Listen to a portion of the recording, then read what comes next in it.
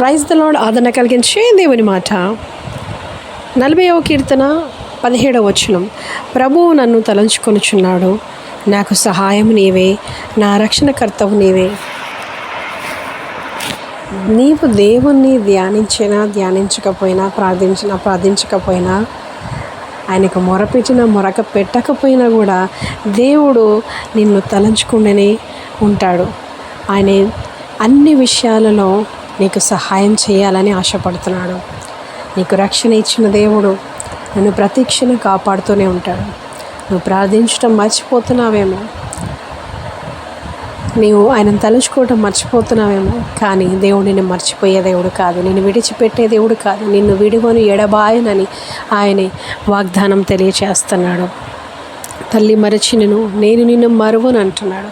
ఆయన నిన్ను అరచేతిలో చెక్కుకున్న దేవుడు. ఆయన నిన్ను తప్పక రక్షిస్తాడు, సహాయం చేస్తాడు. నీ మీద ఆయన కనుదృష్టి ఉంచి నీకు అన్ని విషయాలలో చక్కని ఆలోచన జ్ఞానము దేవుడు దయచేయును గాక. ఆమేన్.